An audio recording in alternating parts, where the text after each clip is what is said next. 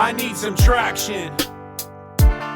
You need some traction. Hey everyone, Lloyd Lobo here, co-founder at Boast AI and TractionConf. Today's webinar is brought to you by Boast AI Launch Academy in partnership with Founder Institute, Growth Blazers, BCF Ventures, and Lazaridis Institute. Super excited here because it's very rare that you get a founder that's built a massive company outside of Silicon Valley. You keep hearing the story of you need to be in Silicon Valley to build a big company. And I couldn't find a better founder than Vasco. He's the founder and CEO of Unbabel, AI-powered platform that enables modern enterprises like Facebook to basically serve customers in their natural languages, always on scalable translation across digital channels. And Vasco, you've raised a Series C, like total 91 million, right, so far? Yeah. By the way, thank you for having me. It's great to be here. So far, 91. Sometimes it's a surprise for me because I remember when we raised our demo day round right after Y Combinator, we raised like 1.5, and I thought, this is it. This is the last money we ever need to raise. We're like, this is awesome. And here we are a few years later. It's like, oh shit, it turns out we needed a bit more money. A bit more money, and then you spend most of your time in Lisbon, Portugal, and between Lisbon and here in San Francisco. And Unbabel was named third most innovative enterprise company in 2020 by Fast Company. But not many people know you're a PhD in language technologies from Carnegie Mellon, and you're a faculty member of Singularity University. So you're very, very learned, more than the average person. And you've played a key role in strengthening the Portuguese tech ecosystem through mentorship, which is much needed, right? Every ecosystem needs these entrepreneurs who actively give back. So before we jump into your slides and your journey of how you took this company from a YC 1.5 million all the way to 91 million, one of the leaders in the space, walk us through your background. I've always been fascinated by AI and language. I think early on, my mom was a now retired professor of English linguistics, and so language is always a part of our house. But at the same time, I started coding when I was 6. The Spectrum 48K, just those tapes and just coding games, and I was really obsessed about it. And those two things came together early on. And I think I remember from very early on, like I was obsessed about building things, like the feeling of building, that blank sheet of paper feeling of you have an idea and you can actually make it happen. Coding is such a great way to express your creativity and to build things.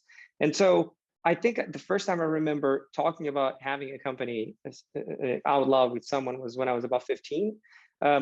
It took a while after that. So after that, I did my undergrad in Lisbon with a major in artificial intelligence and a minor in computational linguistics, then went to CMU, did my master's and PhD in natural language processing. And then it was during my PhD, I did an internship at Google in Mountain View. And I mean, it was great, it felt a bit like La La Land for developers, quite honestly. And you have everything. You have like infinite resources, a great environment, incredibly smart people. And in the middle of all of that, I kind of felt, wow, this is amazing, but I'm going to be this small cog in this machine. And I felt that I needed to have more impact. And I think one of the good things of being a PhD student is actually that your budget as a PhD student is really good for starting a company, right? You're already on a low budget mentality. And so you don't have mortgages, you don't have like big responsibilities yet. And so it's kind of like, it's a natural flow. I think everything aligned from that perspective. And so at the end of the PhD, I started thinking about how to monetize the work I was doing for my PhD thesis, and then launched the company, went through Alpha Lab, which is an incubator in Pittsburgh, and kind of went from there. And then, I had a couple of startups that didn't work until we started Unbabel, which was in 2013. You're probably in one of the most beautiful and my favorite place one of my favorite places on the planet, Portugal. I love it, and maybe someday we can trade places. But you have a nice big family. You have probably the best hair from any startup founder I know. So a lot of tips. I have no hair, so I got to wear this hat.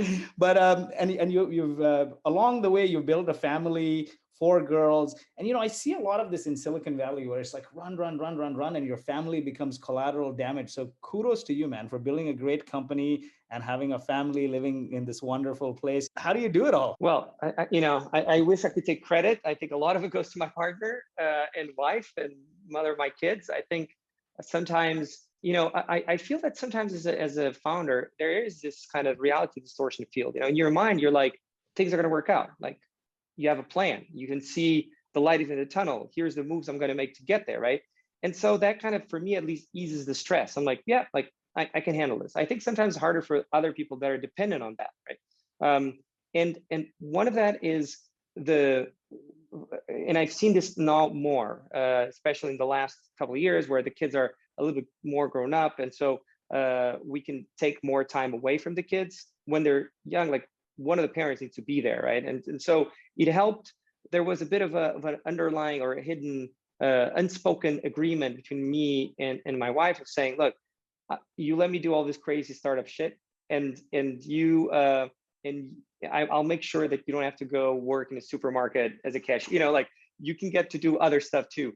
And part of that, we were lucky enough that she was able to focus on the kids when they were young. And so the kids always had this very strong family structure. And it also freed me to be able to go and pursue very heavily some of these things, right? And it is a risk, because I think it's very easy to get lost in it, right? And to be like, hey, this goal, there's such a priority in your mind, like, I'm going to do this no matter what. I'm going to do whatever it takes, that it's easy to then drift, right? And get to a point where you look back and it is worth it in many ways, but now you're so far apart. And I think that the tricky bit is, how do you keep connected through it, right? And my experience, at least, and it's worth, it's one data point, so it's worth what it's worth. It's not so much sometimes about the being there every day for everything, but it's being there when it counts, and when you're there, being really there, right? Creating moments where you can reconnect and make sure that you have that connection. I mean, like, nowadays, we were talking before this, so I nowadays spend about half the time in SF and in San Francisco, and half the time in Lisbon. And the time that I'm in San Francisco, my wife always comes and stays a week with me, and we do like more of a date week. And for a week we don't have kids, and we're reconnecting, and so it's great. It's kind of it's a bit a variation of the work hard, party hard, just live intensely, right? Everything you do.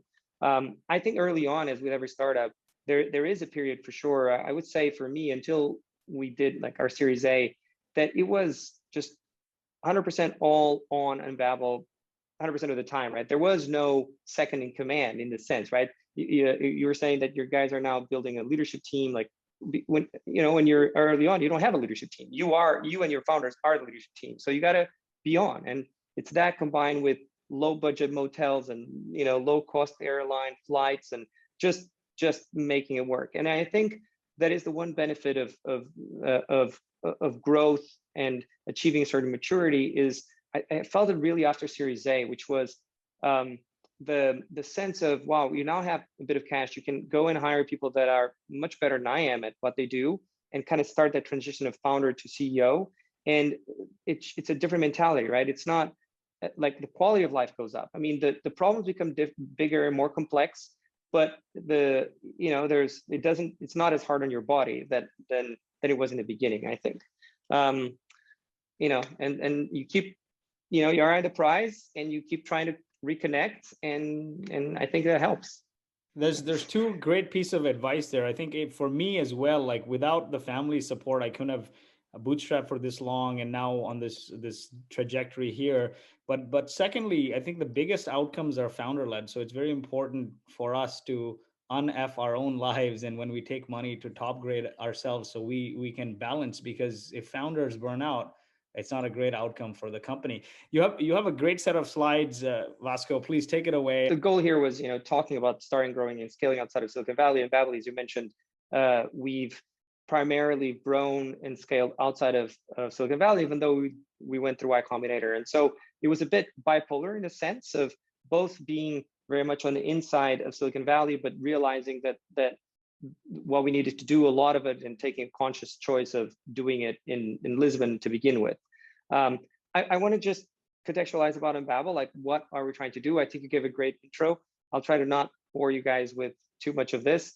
The way we see the world is, there is a set of fundamental things that every company needs to operate globally on the internet, right? You need cloud computing, you need to deliver your content, you need payments. If you're in shipping, you have, and each of these categories really generated at least one multi-billion-dollar company, right? Like one company that created the pillars of that area. And for us, the really weird thing is that when you think about language as a part of the infrastructure of the internet, something that every company needs as they scale through other markets, there isn't that, right? I mean, it's a very fragmented, old school kind of market run by LSPs that rely mostly on human effort. And so what we did was, at the time that we started Unbabel, was the right time where AI is starting to have a lot of impact, and certainly a lot of impact in language, right? And that's what we're seeing is, we felt that we could build the world's translation layer and combine artificial intelligence, human translation to create a much more scalable and cost-efficient and fast way to translate, and then leverage that to enable different business functions. And so we started by focusing on customer service, which means that we enable customer service agents to communicate in any language with their customers. And this creates a bunch of advantages, in terms of how you can do customer service, cost efficient and scalable, and you have much better customer satisfaction and a bunch of other advantages. And so it's this combination of AI and humans that is the big differentiation. And just to say that, look, this has been working. We have a ton of great companies working with us, more and more every time. We're now 7 years old. We have great brands, and this is a testament to the value of the product. Now, that being said, it's easy sometimes to look at a company and say, oh, well, they knew what they were doing all along. They figured it out. They had a great plan and they just executed. I haven't seen a startup where that is the case. Usually it's always overnight success is 8 years in the making. And Unbabel certainly went through a number of different stages, from founding, went through YC, raising a bunch of different rounds. There's different metrics and moments part of the company that kind of also show the up and down and the different phases of what we're trying to do. And so I think as with every company, we started with the big problem of, okay, look, we believe that we have a product and technology that will make the difference, but does it really, right? Is there a market? Like, how do we figure this out? And in case of translation, for us there's 1,000 different things you can do. So 1,000 different areas you can focus. Should we focus on legal translation or on, marketing stuff or on sales and it was finding that. And I think this stage is different for every startup. Like I remember during YC, we went through YC and then YC growth much later. And it was very interesting to see the juxtaposition of those two things, because in the early stage, every company is different. You have a different product, you're going after a different market, there's different things to figure out. Each journey is your own journey. And then later on, maybe after you're 70 or so people, a lot of the problems become common, right? How do I scale sales? How do I scale engineering? How do I scale myself as a CEO? And so you start seeing more similarities. In the beginning, we started by building the translation pipeline, the machine translation, the AI bits, the human stuff, like the core components. And then it was, well, let's try a bunch of different things, see where we're providing advantage, where is the value in it, where should we focus? And I think there, it was actually, we had to make a choice right after YC, because during YC, all of the founders were in Silicon Valley. It was, where are we going to do this, right? And we felt there was a lot of reasons to stay in YC. There was still very much the mentality of, hey, you need to be here to fundraise, you need to be here to acquire customers. But for us, there were two things. One was, it was so much more cost efficient for us to develop in Portugal in terms of both actual cost, but in terms of our networks, the people we knew. We were able to be a big fish in a small pond here, and so I have a lot of attention and have all the best people wanting to join us. In Silicon Valley, like even if you're successful, you're one more successful startup amongst 500 others, right? So it's hard to capture talent the way that we did. In terms of translation, there was also some advantages, which is, there are problems that are easier to start out like in different markets than the US. And I think Europe is particularly good for translation and languages, because since there's so many different languages in the European market, there's just a need for that, right? And so it becomes more immediate. But I think that was, it took us the first couple of years to really get to a point where we saw this opportunity of customer service and realizing, hey, actually the blend of the need of quality of customer service emails, but the need of speed for responses gives us a really interesting market opportunity. So this was a founding team. We were 5 co-founders. I think one of the things, so out of these 5, 4 are still very much in Unbabel. Sophia left at Series A. She co-founded another startup, very successful. She's doing great. It's called RevCare. They also went through IC. She's doing amazing. But one of the things that people always were curious is it's a fairly big founding team. You know, a lot of startups, you know, the typical hustler and coder, sorry, hustler and coder are kind of the typical duo. In our case, we had a very strong, cohesive 5 people. And I think one of the big learnings for me early on, and especially after a set of startups that didn't go so well, was recognizing that the biggest problem in startups, the biggest reason why they fail, is actually founders' issues, right?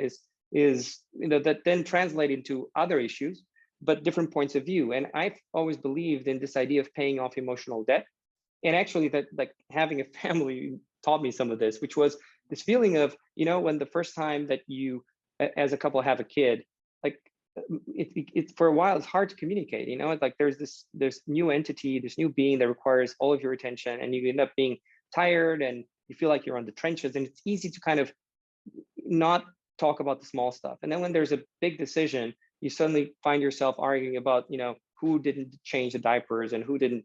And I felt that there was a similar thing going on in startups, where there was this new entity that required all of our attention. We're working, you know, 12, 14, 16-hour days, and it was easy to overlook small things. And then whenever that changed, whenever there was a big decision, it's easy to then get stuck arguing about the small stuff and feel like, oh, someone is carrying the weight, someone isn't, and we didn't talk about it. And so what we did was actually, and you know, it worked for us, but it doesn't have to be this, was surfing. So we actually, Unbabel, we started doing a surf trip. And we were doing, because 4 of the founders were already working before in a different startup, not as founders, but we were, you know, in the same team. And so for me, it was the sense of once a week, we'd all go surfing, and we suck at surfing, we still do. It's now part of the DNA of the company. And so every week, if you come to Lisbon, you know, like in the Lisbon office, you go to the beach Thursday, 7 a.m. There's surf lessons and boards and suits, and you get all of this, you know, built in. But in the beginning, it was really about creating these moments outside of work that would enable us to then reconnect. And I always thought about this as we're paying off our emotional debt. You know, like as a founding team, it's okay to acquire technical debt in the beginning, and you start out with other types of debt, sales debt. A lot of times you don't know what you're doing, but emotional debt between the founders is the one thing we couldn't have, you know, we couldn't allow ourselves to accumulate. So that was our way of paying. And this actually is a photo of while we were at YC. So after the seed, right, where we started having the sense of, okay, there's, you know, customer service, there's something here. We raised our Series A. It was in 2016. We're at about 1 million ARR. Actually, during our Series A, it's when we find really this, it really lock in on customer service. And so much so that halfway through the Series A, we decide to fire 70% of our customers. So we got rid of, you know, 700K of ARR of our revenue and focused just on the 200 and something. And, you know, like kudos to our Series A investors, because they were able to see that we had locked in on something important. And that's actually after the Series A, where we hired our first sales leader. And this was super important, right? Because one of the big goals there next is, okay, we feel that we have an initial sense of what the product market fit could be. Now let's go build a go-to-market team and actually sell that use case. And it's, you know, I'd love to tell you that it's like, hey, it's so straightforward, right? You find a use case, you sell it, you grow it. It's never like that, right? It's a dance. Like you 2 steps forward, 1 step back. One week you think you're going to rule the world because you figure something out, and the next week you think, oh my God, we're going to crash and burn. And then, you know, like this is the normal amplitude of emotions, I mean, in a startup life. This was us in 2017. So one of the things that we did, like culture was always super important in Unbabel from the beginning. We used to do, well, we didn't do it this year for obvious reasons, but we always do an Unbabel offsite. Not this one, actually, the one before in 2016 was the first one we did. This was the second one. It also started our work on culture, right? So until then, culture was just whatever we did. And I think it was right around the Series A that I started thinking about, what was the role of codifying culture and what we could do for it. And so one thing we did was we went and I got inspired about this, the actually Declaration of Independence, and this idea of the rights and duties of the different people in Unbabel, and this idea that people always say, I want to work with great people, but that means you need to be a great person too, right? Like you need to be part of those great people. And so one thing we did was we created the Declaration of Interdependence, which was based in 9 articles, and we did a copy of the first version. And during the retreat, I gave a copy to everybody. I said, look, this is a draft. Please erase, rewrite, change it in any way you want. And then at the end of the retreat, we're going to all get together. We're going to discuss this. We're going to actually write down these articles that we think are important as the base of our culture. And everyone's going to sign this, like the Declaration of Independence. And it was the base document for what became our values and the work that we do periodically on that. I think, Series A was about, if this is a conquering metaphor, Series A was about conquering the beachhead, which was customer service. And then Series B, having about 3 million of ARR, was about building a moat, right? Building a moat, and that means start building repeatability, right? How do we now take this to be able to start really creating processes around how we sell, around how do we demonstrate the value of the product? How do we continue to build the value of the product? Because it's a very complex underlying platform with integrations. And I think this was, so Series A was led out of Europe, Notion, and then Series B was led out of Silicon Valley. So scale, right? And this was interesting because one thing that started to be obvious to us is you look at the 50 top companies that have large customer service organizations. And at this time, we started really identifying our ICP. And so it's like, okay, it's B2C companies, that typically have transactional value of the interaction with their customers, so that it's really worth for them doing customer service and properly and investing in it. And a lot of those were in the US, right? And it starts becoming clear that, the US as a market is important, right? And so, and as part of our path to be a global company, we have to expand. We have to, we can't be just in Europe. We can't be just in Portugal. We need to start going after big markets like the US. So I think that that's one of the lessons, right? Is that the building outside of the US doesn't always mean that you're going to be outside of the US, or that you don't have to be in the US in different ways, right? I think for consumer companies that can certainly be true, and there's a lot of gaming companies. I think once you focus on B2B, depending on your area, it becomes a little bit harder, right? I can see, obviously if you start in China, that China is a huge market, but for tech B2B, the US is such an important market that inevitably you're going to have to deal with it if you're going to grow. And so that was one of the reasons why we wanted to have a lead from Silicon Valley and sort of start building our presence there. 2018, we had grown. We were, I think, to 120 at the time, or 160 at the time. We did the retreat in the same place. I think in Series B, you start going from a startup to a company, right? To a scale up. And that transition, once you get to 100, 120 people, it starts requiring you to think about things like career paths and proper leadership team in place and structures of development and how do you scale stuff. And I think this is one of the challenges that I think you do get when you start building outside of the US and then you go to the US, is that there is an advantage of just being together in one place as long as you can, right? And I think if you started in Silicon Valley, like that advantage is there, right? There's advantages of being outside of Silicon Valley, but anywhere you are, if you can be all in one place for as long as possible, it's easy to communicate. Unless, as is the case with a lot of companies now, you actually design the company to be remote from day one, and then you're building in those ways of communicating from the beginning. But that wasn't the case with us. We have always been very much a culture that had a lot of events, that people did stuff together. They were surfing together. They were playing soccer. They were doing a bunch of other stuff. People would come, like 40% of the people in Lisbon were moved to Lisbon to work at Unbabel, right? And so very easily, like they didn't have a network of friends yet, and so they would make a lot of times those friends inside the company. And so it became a great environment where you work with your best friends, which is great. But then as you expand beyond Portugal, maintaining those ways of communication is a challenge, and it's a challenge that needs to be addressed. We took that to about 10 million ARR, where we then raised our Series C. So if Series B was about building the moat and really growing on customer service, I think Series C is about building a fort, right? I mean, if I can maintain the conquering metaphor, the fort is the thing that enables you to raid other territories, right? And so for us, that is the concept of language operations. So it's how do we create a platform that really enables companies to manage and scale their language operations. And so typically what you were seeing before is localization is very much focused on marketing and product. But once you add AI to the mix, that can expand to cover all of the functions in the company, like customer service, sales, and others. And so that's the phase kind of that we're in now, right? And I think here, and especially because we were, this is a combination of one, growing in the US and scaling beyond Europe and Lisbon, but then now with the current pandemic, it kind of really changed the game. And I think for us, I'm gonna, this was us in 2019. So at the time of the Series C, this was the last offsite that we did.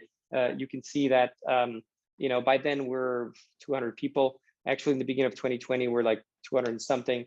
We had to be conservative during the pandemic, and we had to restructure. And so we're kind of back to that between 100 and 200. We're now at 180 something. But it's interesting that you do feel that once you're at 250, 260, 270, like those structures, like they require themselves to exist, right? The way that you have of having like a deeper bench of people that the layers between me and the rest of the company become deeper. You really are manager of managers. You can't really be a roadblock to execution of things. And so that even the role as a CEO kind of necessarily changed, at least for me, it did. Series C's, we raised 60 million at the time. It was very timely for us, given everything that's been happening and everything that we want to do. We're now at 175 employees. We do about 2 billion words a month. 2 billion words a year. We have a community of about 100,000 translators, and we've grown 300% since 2018. With now 4 offices, actually, we've just in the last month and a half, we decided to expand our presence also to specifically to London and Berlin, and to have a hubs mentality and a hubs perspective on things, which is a result of adapting to what's going on right now. So, I mean, I mentioned this because I think for everyone listening to this call, everyone in the world, really, it's been definitely a very different year and a half, and it forced everybody to be remote by necessity and to change the way people work, right? And there's going to be some of those changes are going to be permanent and some that aren't. For us, one of the things that we're experimenting with is we recognize that the collaboration can and will exist in a remote environment, but that there is benefit of co-location for culture and bonding for our culture, because it's always been a big part of it. And so because of that, we've decided to actually have physical hubs. Right now we can't have offices. Some, like San Francisco, is not reopened. Lisbon's not yet, but London, we don't have an office yet, physical office yet, but we will. So the goal will be that we'll have physical space where people can co-locate and experience that side of the culture, maybe more flexibly than before, but then potentially work with the rest of the team being in other hubs. And so that's kind of what I have. I'm very happy to talk about each of the subtopics that I addressed, or a completely new thing. Definitely, that was a fantastic journey, and I like that we started with the emotional side of it, because most founders don't talk about it, and you end up with a lot of emotional debt that ends up burning you out. How did your strategy to scale as a CEO evolve? Do you have a chief of staff? What did it look like? Because you talked about it's about replacing myself and our function so we can become better leaders. So what did that process look like? Who are the first few people you hired along the way? And then how do you, with all these offices, ensure that your vision is on track? So I think a key point was Series A. The first leader that we hired, still very much with us, our CRO, Wolf. I think it was also because sales is probably the weakest part of the team. We're all tech product, and so sales clearly was, hey, we need someone really strong here. But I think one key step was actually getting a coach. So it was something that a lot of my friends post Series A were saying, look, dude, just get a coach after Series A, it makes a big difference. And I am very much on board with that philosophy. I think the journey from founder to CEO is definitely accelerated by having that support. And I think I now see when you hire an executive, that person needs to be already an expert in what they're coming in and bringing their expertise, right?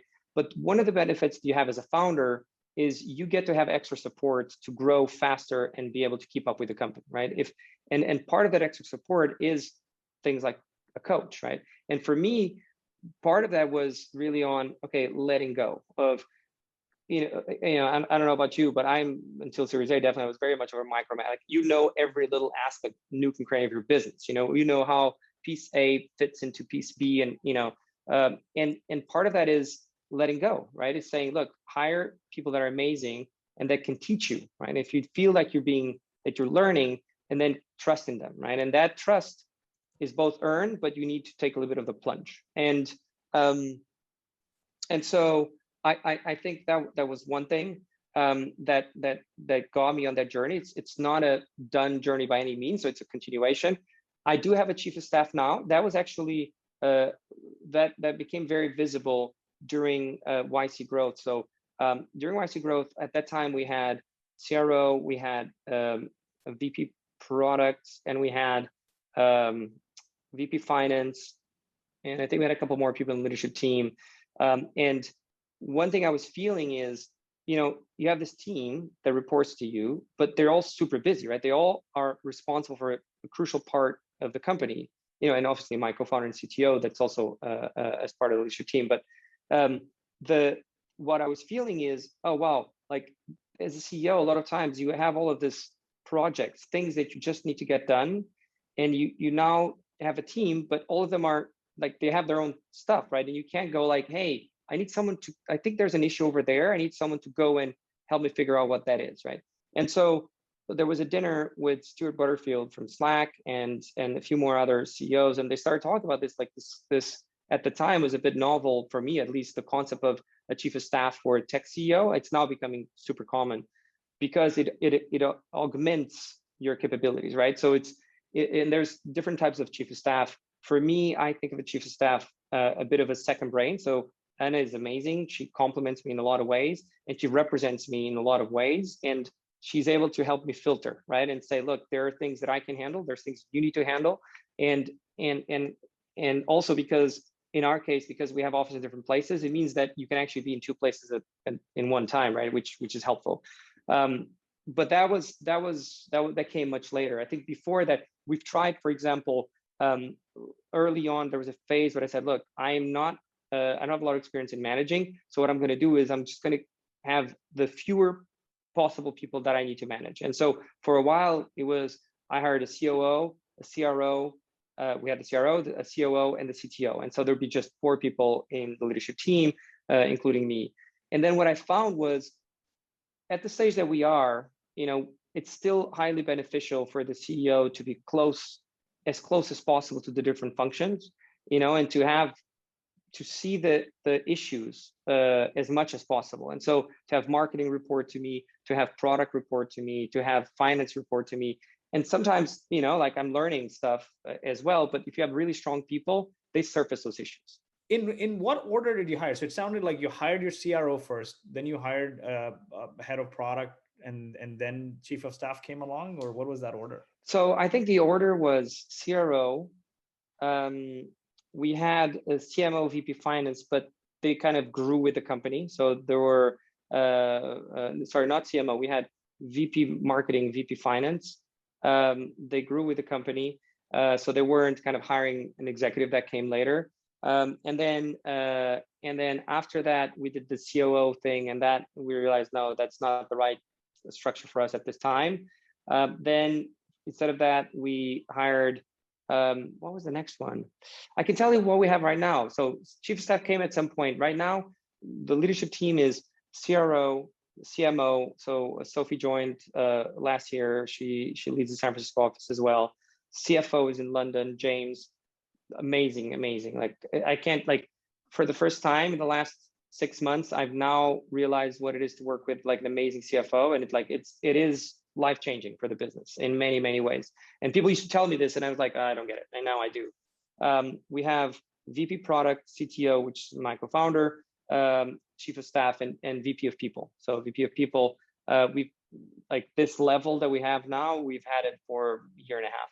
Companies go in this mode where they raise and they hire, work with recruiters, and like the in-house person ends up becoming a recruiter more than a people ops person. So when do you recommend hiring a people person? In hindsight, I would have, now that I know what a great VP of people looks like and what they can do, I would hire earlier.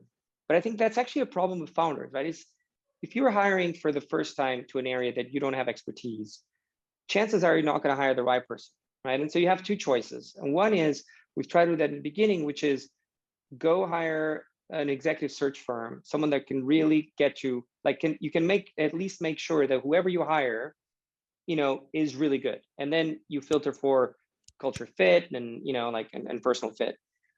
But even then, like, if you do, like, whenever we didn't do that, it was always hit or miss, right? It's like, you end up going for someone maybe more junior that you needed because you're maybe not as confident on what you actually need. And it feels like, oh, this person is fine.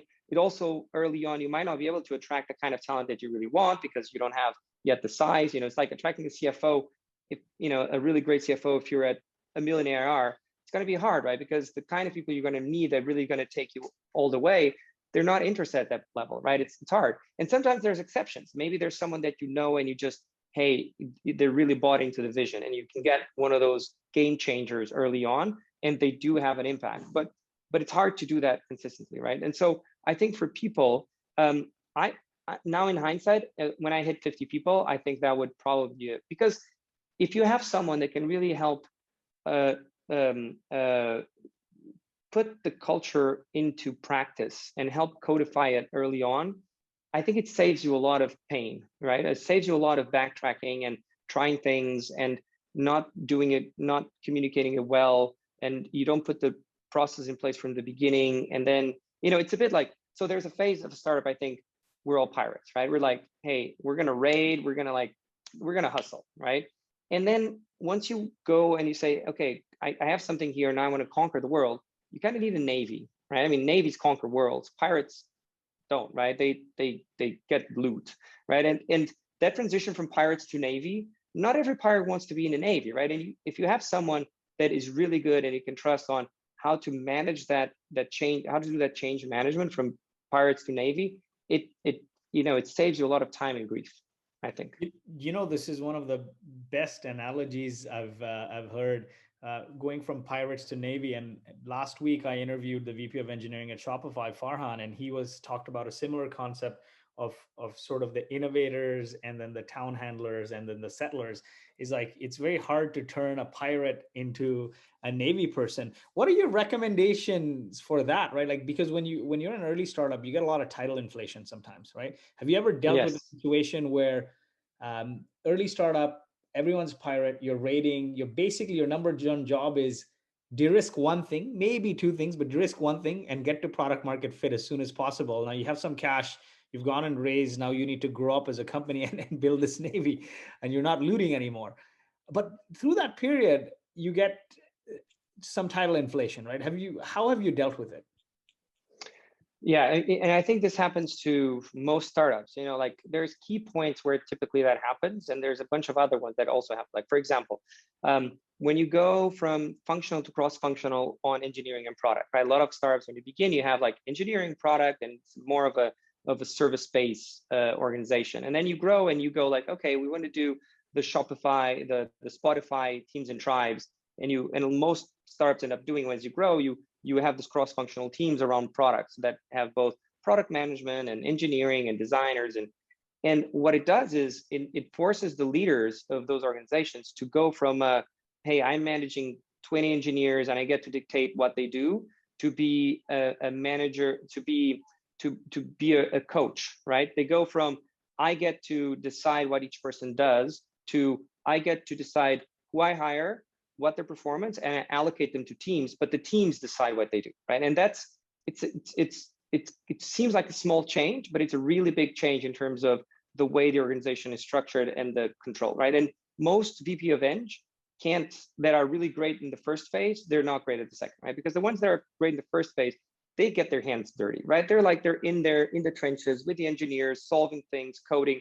And then the guys that you want in the second phase are generals, right? They're like, they really know how to organize the troops, and how to build platoons, but they don't go on the trenches, right? And the guys that like to be in the trenches don't like to be in a general, and the generals don't like to be in the trenches. It's rare you have someone that can really adapt.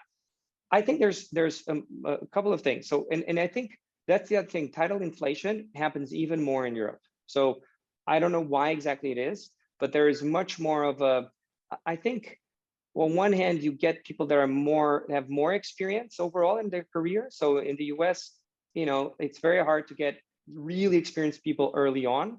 I mean, it happens, right? But if you go and hire someone, you give them the VP of whatever title, maybe it's the first time they have that title, right? And in Europe, sometimes because there's less startups, sometimes you get people that haven't been in a startup, but have a ton of experience, right? And so instead of VP, they're C whatever, right? CRO or CMO, and I think that's tricky, because one of the ways you can do this layering, right? So I used to in the beginning, I used to hate the idea of heads of, because I thought, oh, that's so imprecise, that's so ambiguous, right? No. We're gonna have team leads and VPs and C-level and do everything structured. And I since changed and I realized the benefit of head, right?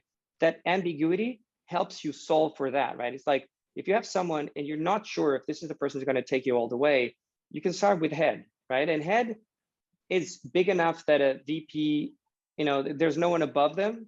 But then once you can resolve head into, director, into VP, into team lead, into whatever, right? And so that helps. I think inevitably, once you get to that stage, you start layering, and that's actually a lot of times where you lose a lot of your people, because you have, let's say, the director of engineering, right? And this person worked with you from the beginning, and their expectation is that as the company grows, it's going to become the VP of Eng. And then you say, actually, no, I now need someone with a different kind of experience, and I'm going to hire a VP of Eng from the outside. And this person says, yeah, I'm not going to report to somebody else, and strangely, people don't see their importance in a company based on how many people are under. They see it how far they are from the CEO. It's kind of weird to explain. It's like, hey, look, you're still a director, but now, you have it's a bigger team. But now I used to report to the CEO, and now I don't. I report to a VP of Eng, and I'm less in the loop. And that also has a psychological effect. There's no easy way, I think knowing now, I would probably be much more active in fighting title inflation from the beginning. I think that's also a mistake of that comes from lack of experience, of feeling you're so grateful that these people want to join on your journey, right? That you want to compensate them. And you think like, they're awesome. They're always going to be awesome, right? You haven't seen what comes next. And so you think, of course, they're going to be with me all the way. And so who cares what title they have, because they're going to be all the way. And then it's later when you're like, oh shit, like I need someone different, that you have to deal with that. But all startups go through that, right? And so or you hire somebody more experienced, and you're forced to put them under this person, and then there's like conflict, and the more experienced person feels like, why am I reporting to this? It's just all kinds of. So I understand, like, fight it early on, nip it in the bud. Well, one thing on this, because that's specifically, I think, to building outside of Silicon Valley, right? So it's not so much hiring people that are more experienced, is that the difference in salary ranges are, is very different, right? And so you do end up very easily with a situation where you have someone that is experienced in Lisbon and hires someone in San Francisco that is more junior, but they make twice as much, right? And this shouldn't be an issue, because you're like, hey, we're all building the same thing, but it messes people up psychologically. Like, I can't manage people that make twice as much as I do, even if they know, oh, it's a different market, but they're doing the same thing, right? We live in a world where the value of creating a company that is, digital and global is the same everywhere you are, right? I mean, a developer in Portugal codes the same as a developer in San Francisco. And so that creates tension that needs to be addressed. Definitely. Great advice there. Now, a few folks have asked this, and I have my thoughts here too. You said upgrading the CFO was huge value add. Can you elaborate on this? Why was getting a great CFO life-changing? So I think before, if I think about it now, we had people that were very capable and very smart, right? But if I had to put it, they were at a VP finance level, right? And I didn't know exactly what this meant. Is that a great CFO gives you insight and visibility and predictability to your business.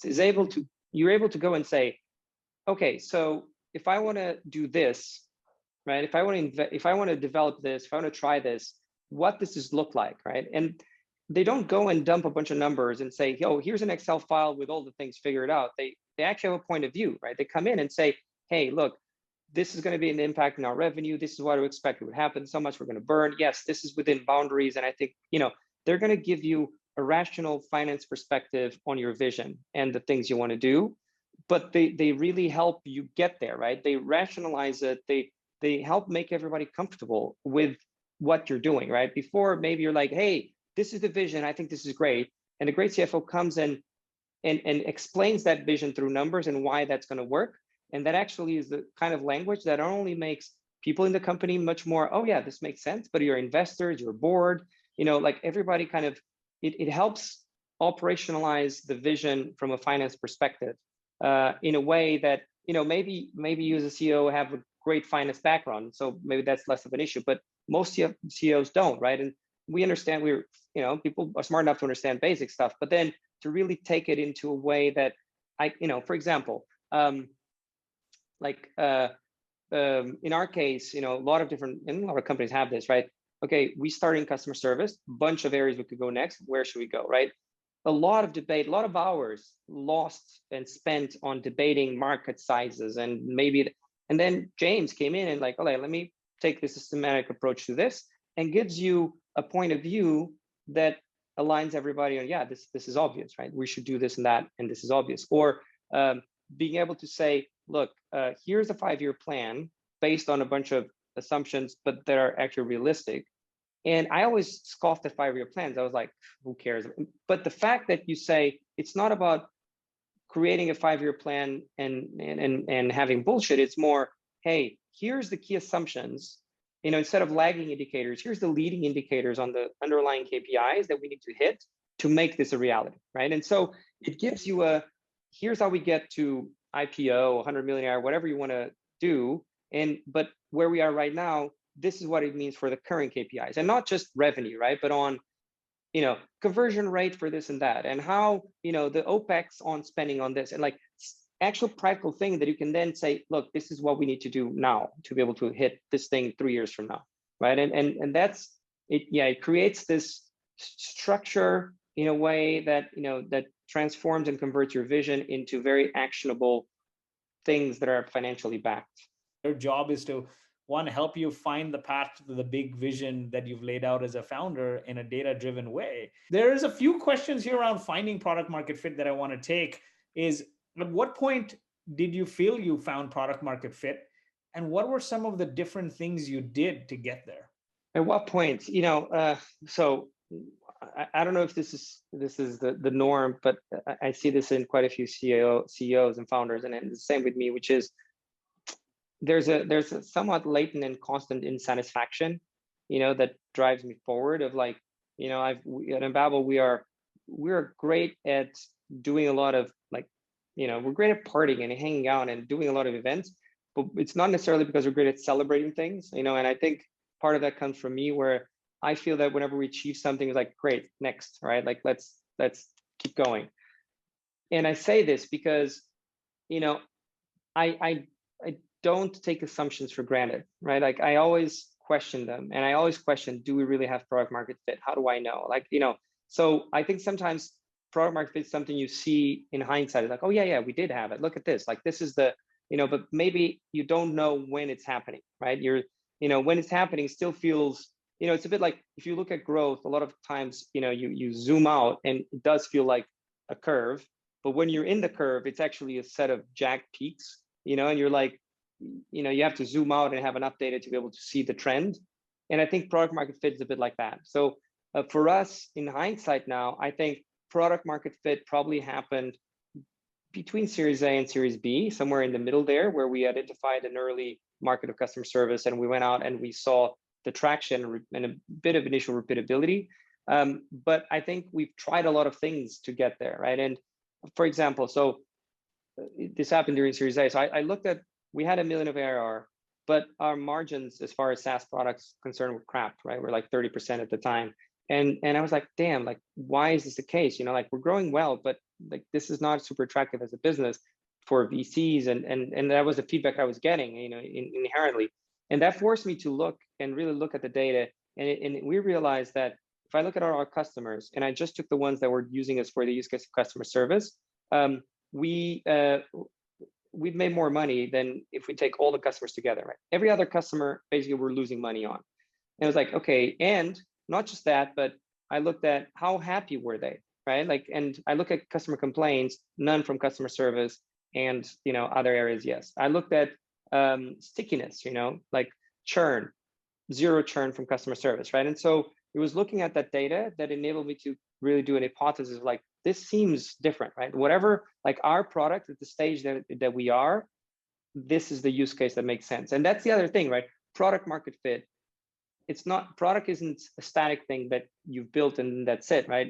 Something that keeps evolving and expanding. And so it's product market fit at that time of the product and the market, right? So for example, when we started doing customer service, like no one at that time was thinking of using translation to enable customer service in multiple languages for a lot of reasons. Machine translation by itself was crappy. Localization, so human driven, it was just too slow and too expensive. So like no one was doing it. The only solution you had was really hire people that speak the language. But the market has evolved and we're seeing other players now, right? And if we are starting now, like it's different to enter a market that has already players or if you're building a new market. And so those are also variables. I think stuff that we did, we tried everything. I remember that when we got into IC, Paul Graham, we were the last batch that Paul Graham led. And he used to ask this question of like, what's your metric, right? Like the whole part of the goal of YC is just focus on one metric and grow that. And PG used to say, hey, if you're making money, revenue, there's nothing like facts, right? And so if you're growing a revenue, you can't argue with that. And they asked us, are you generating revenue? And we literally that week had sold $20 of translation. We're like, yep, we're generating revenue.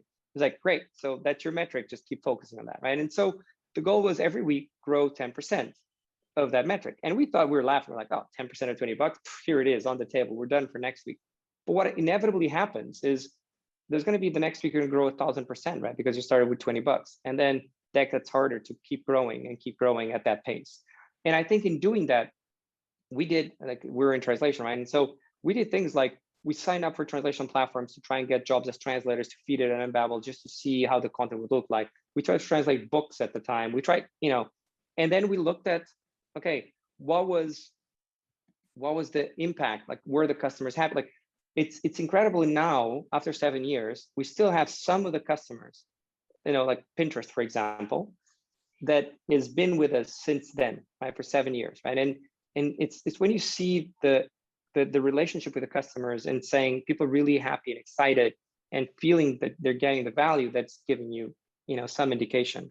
But it's easy to miss, right? And in a previous startup, I think in hindsight, I had a product that was starting to get product market fit, but because when it starts it's so little, it's easy to think, oh no, it's not there yet, and you pivot too early or you move, right? So it's a bit art and a bit luck of having the enough persistence to get there, but at the same time knowing when and if you need to pivot, right? The way to build a successful company is not chase many things and be focused on one kind of customer. And when you did that, your margins went up, your growth went up. Here on the people, how does the VP of people really connect with areas like product and engineering in an effective way? Is the VP of people responsible for that change management? Right now, the internal communications piece is actually handled between my chief of staff, VP of people, and someone in the marketing team that also helps with internal communications. I think we as a leadership team, we meet every day. We do a sync up every day. Sometimes some of the people can't make that day, but usually we sync up every day. And we have weekly syncs, we have strategic meetings, we have offsites. So there is a significant amount of time that we're all together, right? And so that connection, then I have one-on-ones, of course, with each of them. And so that connection is super important. I think the VP of People really has a few different roles, right? They have to figure out like recruiting, they have to figure out things like career paths and kind of evolution and of the, and happiness, let's say, of the people inside. They have to deal with turnover and handling difficult cases, which sometimes there are. They really are very helpful in an important piece of creating the culture of developing that culture. Because they're the ones that create the processes of onboarding, of offboarding, of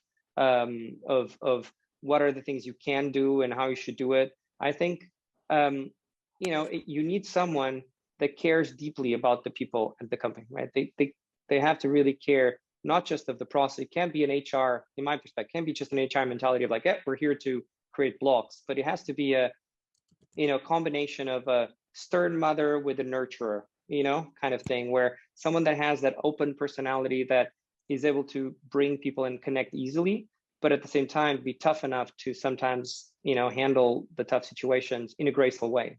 As you look back now and looking into the future as a CEO, what are some top goals you set for yourself? Some of them depend on the company, right? Because we have KPIs that are product driven.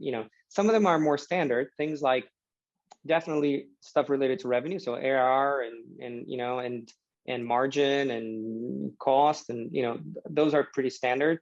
There's going to be stuff for us. For example, we measure things like speed of onboarding, the amount of time that, like, how much do the people that do onboarding rely or not in R&D team. Like, you need to be, especially because the product we're building now is, it's meant to really drive that autonomy.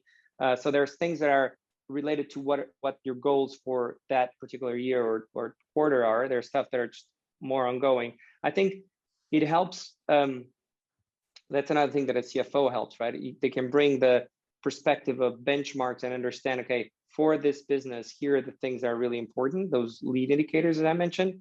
For me, I think, I more and more I subscribe to the Microsoft perspective of a leader, right? So for me in the leadership team, every leader needs to create clarity, infuse energy, and get results, right? And I think the more the company grows, the more the create clarity is a very important thing, right? So having someone, in the leadership position that get results, but then can't communicate with other leadership members, can't communicate with the company, at the stage that we are and above, there is certainly a big part of the role of everyone in those areas that is to create clarity around, across the business about their area, as well as infuse energy in their team and drivers.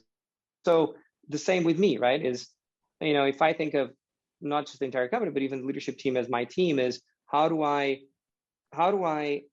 I able to create clarity on the company, on the vision that we are. Like, for example, now I'm working on something that, like, it happens a lot with founders. Like, some things are very clear in your mind, right? You spend 7 years thinking about this thing. Like, you have very clear of what are the dots you want to get, go through to get to where you need to go.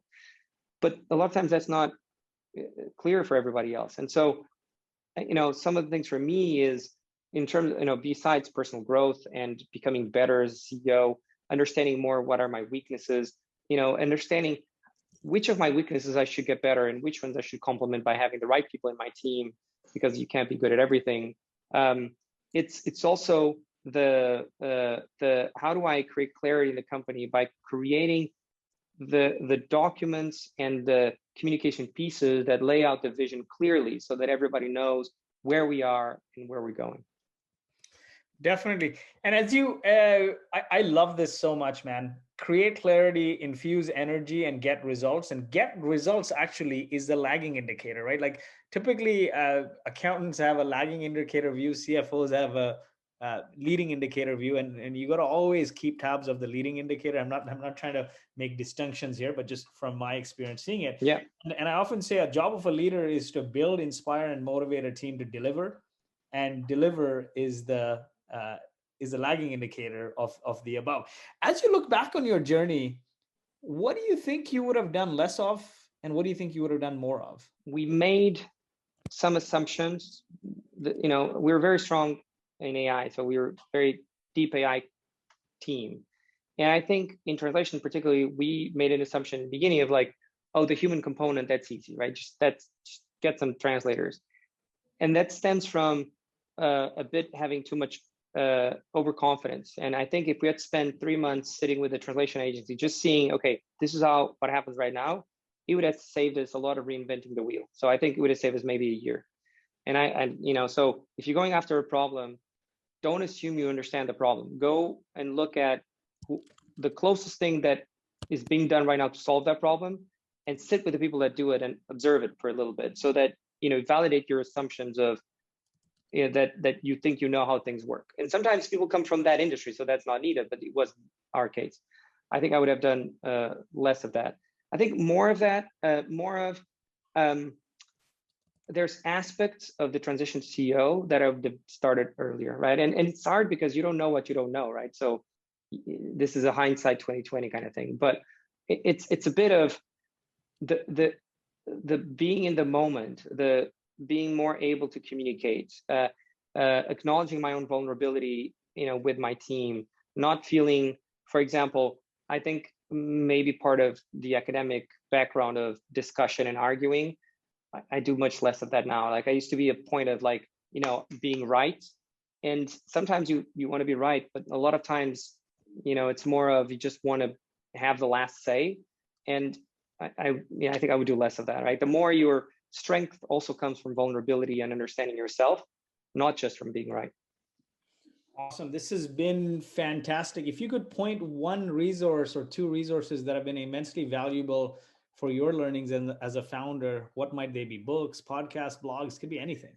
I mean, there's one that I always point to because it radically changed the way we fundraise, that I fundraise, and it radically changed the probability of success, which is Pitch Anything by Warren Claft. I mean, I just happened to hit on an interview he gave at the right time, and it just really changed my mentality. And I think a lot of founders have imposter syndrome. We come at it when we talk to investors with almost that mentality of like, you're the court jester, juggling for the king, hoping he throws some money at you. And it's not about like, you definitely don't want to be a dick, right? I mean, you want to be professional, but it's really feeling that you are on the same level, right? That giving you the tools to think mentally of how do I manage this process and how do I position myself in a way that, and with very specific tactics and a way of doing it. And I think that changed the way that we approach this. Pitch Anything. Thank you so much, Vasco. It felt like I'm chatting with an old friend. I really appreciate the warm conversation. I'm going to visit you in Portugal, and when you're in the Bay Area, we must meet and grab dinner. Thank you so much for your time. Thanks everyone for joining. The recording is going to be on our YouTube channel. I'm going to personally edit this one because I really loved it, and I get a kick out of it. I get really excited when I re-listen to some of these great conversations. Thank you. It's great to be here.